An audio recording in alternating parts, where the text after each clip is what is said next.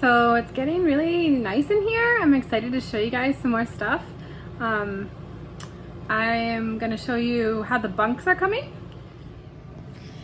So you remember there was that hole in the floor over here where it rotted. And so what he did was he cut out that spot of floor, like probably about to here. He cut out the whole thing, and then just the way it worked out, it's really hard to get to the supports.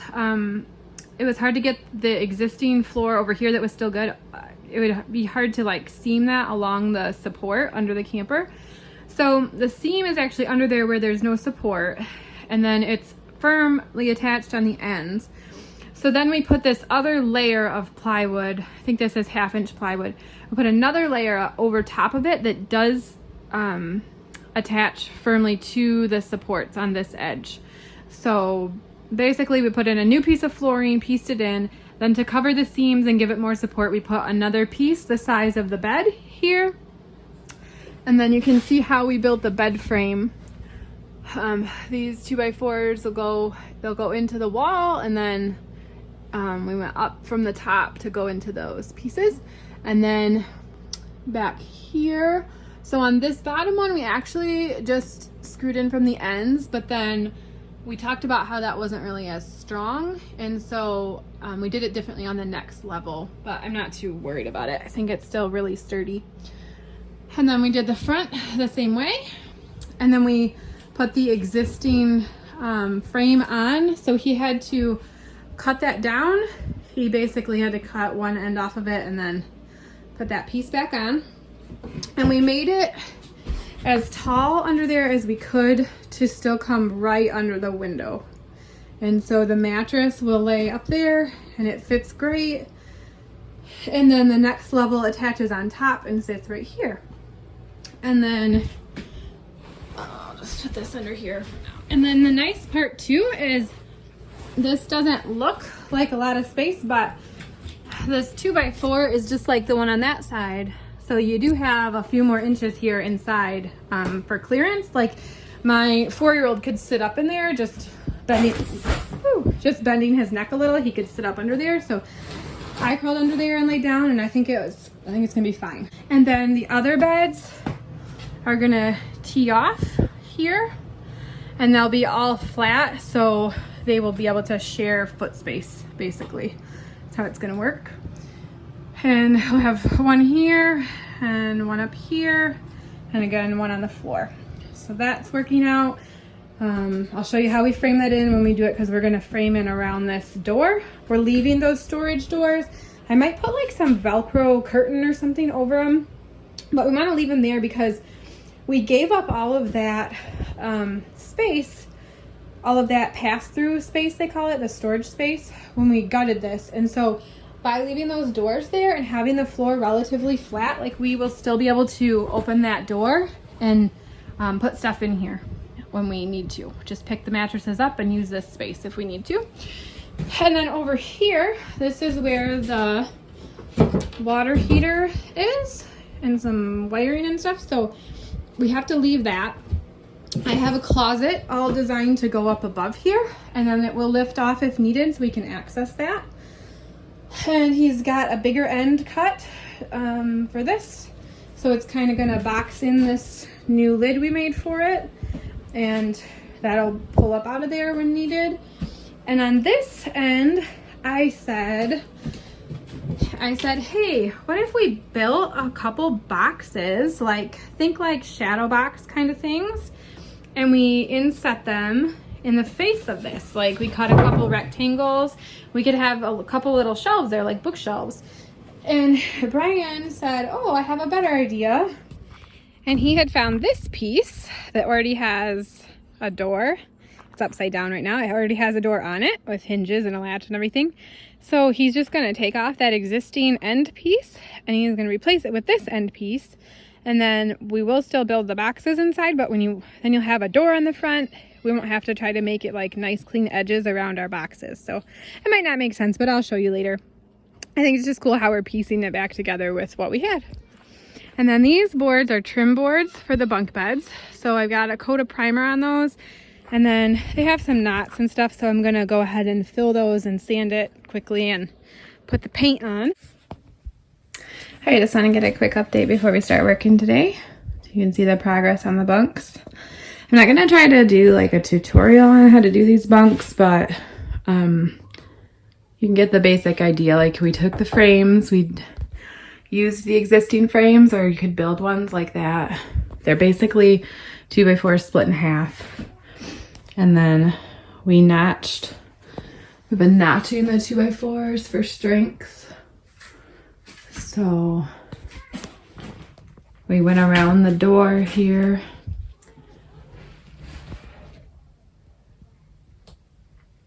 We put in an extra piece there for support.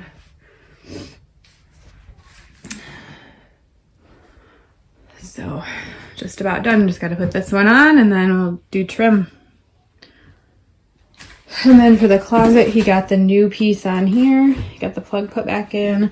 I painted the hardware and the door and then got that on. Got this piece over here I have to paint.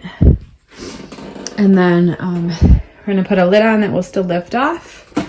And we're building their closet part right here, but it's gonna be movable so that if we had to access that, we could.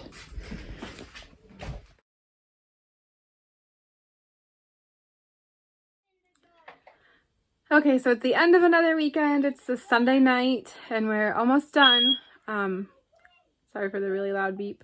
We're almost done. And so I'm going to show you where we're at. There's been a ton of changes. I'm going to try not to show you everything because I want to kind of do a big reveal at the end. So I'll just update you. Okay, so going down here.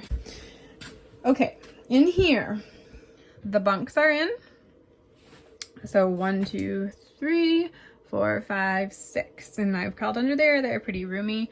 We put this plywood there so it's a little extra stability under the mattresses. I've got these to hang up by each bed, so I have some trim to put on. That's kind of what's left in here is the trim.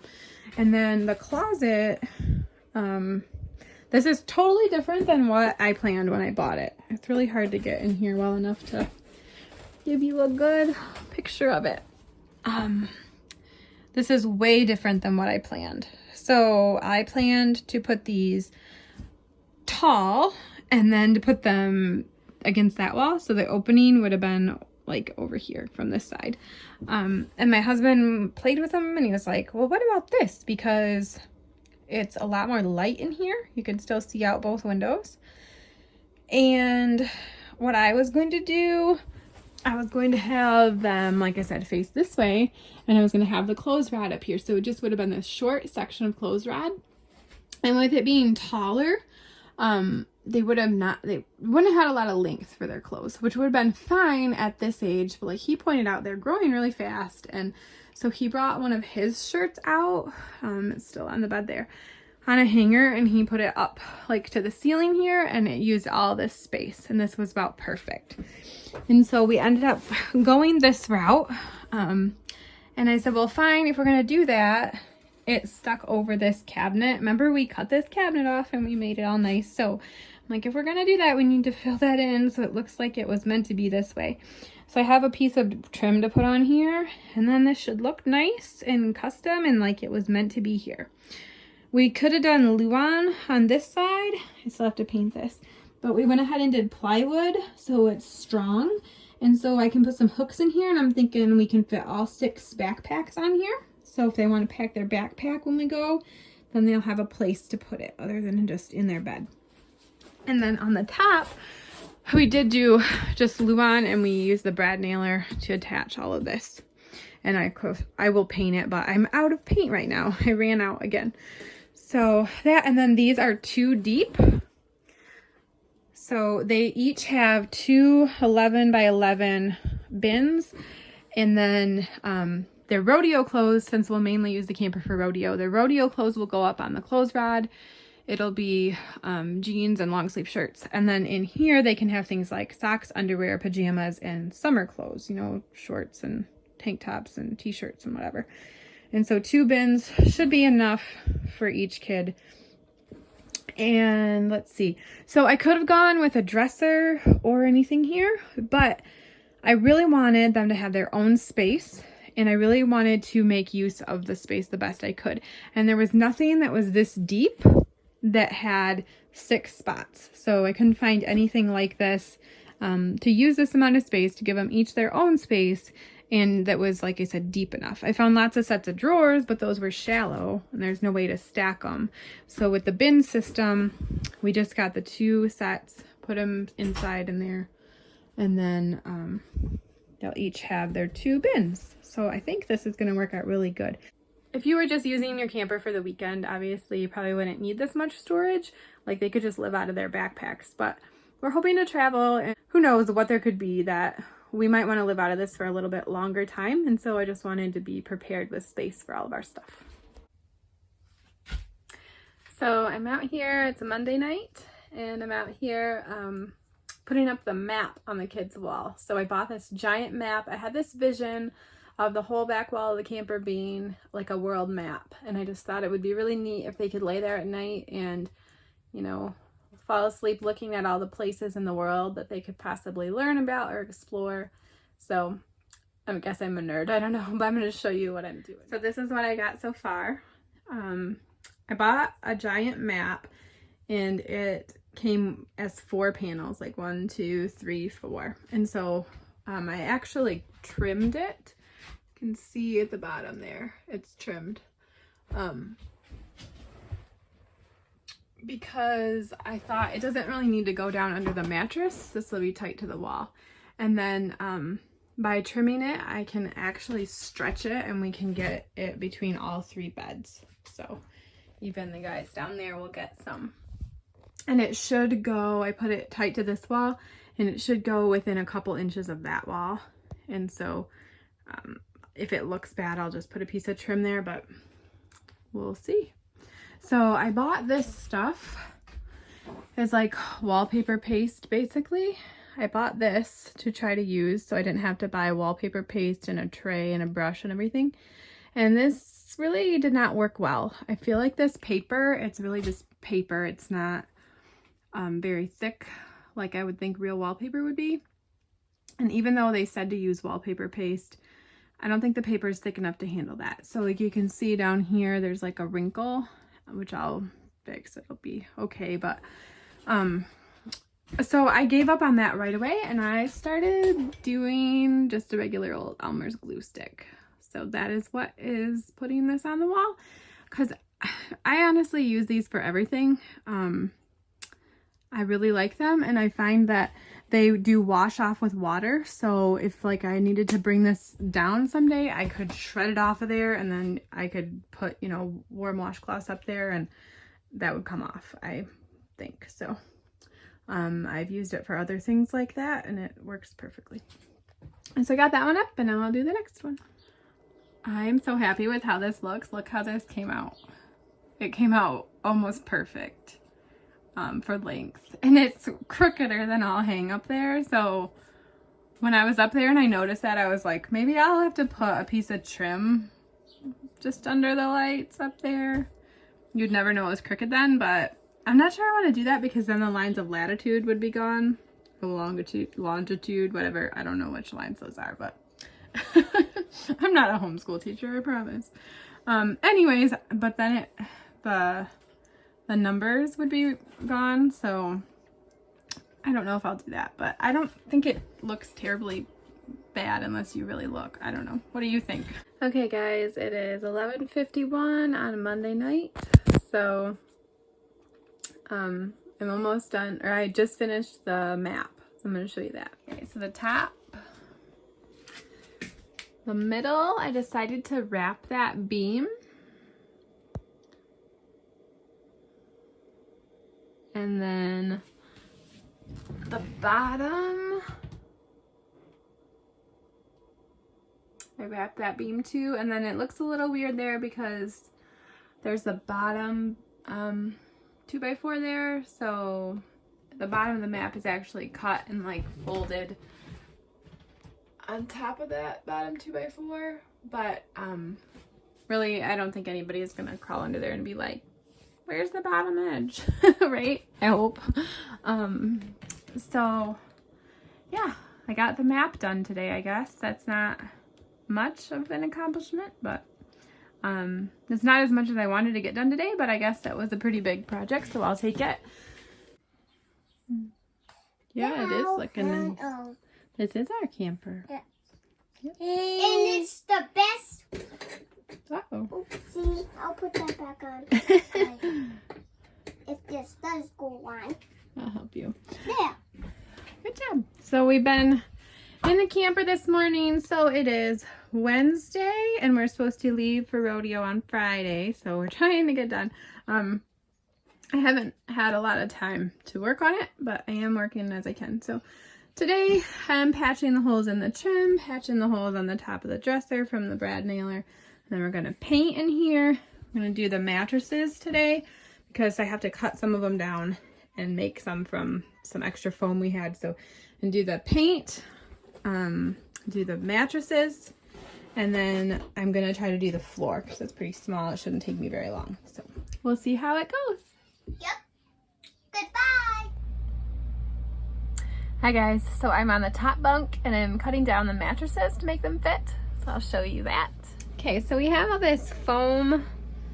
There's more under there. There's like some foam mattress toppers and things that were left. So I'm gonna use those to fill in for the mattresses we need. And then up here, I'm just cutting this one. So we used one that we had for the skinny side. I'm cutting that. And then over here on the thick side, these wider mattresses are still too wide because we did narrow this bunk up from what it was.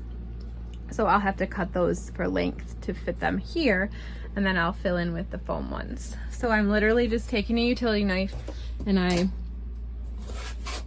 lined up the ruler and I pressed it down and started cutting, and now I don't need the ruler anymore, so I'm just going over this gap here until I get all the way through. Okay, and that's what it looks like when it's cut. I dropped the piece down there. So I'm super happy with how that turned out. I've got both of them cut. They fit together nicely. I don't think there's gonna be like any kind of a annoying feeling of your legs falling off. Like falling off the edge for this person. There might be on these ones because it's going to be a different foam that's not as dense, but I'll probably move this wide one up here so this is all the same, and I'll do all the foam on the bottom, and then we'll just see, because it's the smallest kids that are going to be sleeping on the bottom anyway, and I mean, they literally just came from sleeping on a pack and play that has almost no padding. So I laid on this foam and it was pretty comfortable as is, and I might be able to even add another layer. So I think that's gonna be fine. I'm not gonna worry, I don't think, about closing up the side of this mattress. I think I'm just going to vacuum it really well because I don't want loose pieces that they might breathe in or anything. I think I'll just vacuum it really well and then put this sheet on over it, and you'll never know. I'll probably turn it toward the wall. So yeah, we'll do the next one. Got all the mattresses in, and I've got sheets on all the beds. They're all twin size sheets. I just pulled them taut, so if it's a problem, I'll just go ahead and alter them with the sewing machine. But for right now, I'm going with this. I'm super happy with how they're coming together.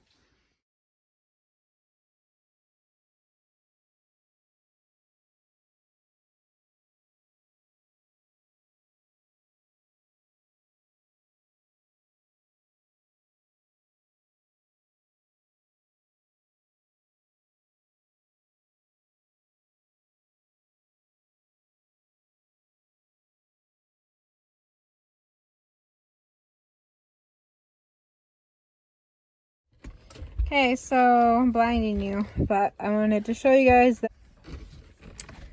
So, trying not to show a bunch of kids in their underwear. But yeah, I mean, there's room. Like, I'm under here. I could sleep under here. And then I put these lights under here. This one is just on like a screw, because it said it included the tape, but then the other one, the tape was on there. This one wasn't. There was no tape. But I put another one over there on the inside of that one up there. So it's pretty bright under here and nice. Leave it there, please. Leave it there. Leave it there. So yeah, pretty cool. So I just wanted to show you guys the flooring. This is a box of stick down tiles. It was a $26 box and it's going to do their whole room. And I can tell you more about that in a minute, but I wanted to show you what we're doing before we're done. So we did buy some adhesive to use. Even though it is a sticky backed tile, we were told that an extra adhesive would help it hold down better. So we're using this, and I'm just making sure when I spray it, I'm trying to cover the flooring that's next to it so I don't get any glue on anything else. And then have been covering the ends too, so I won't do too close to the ends, but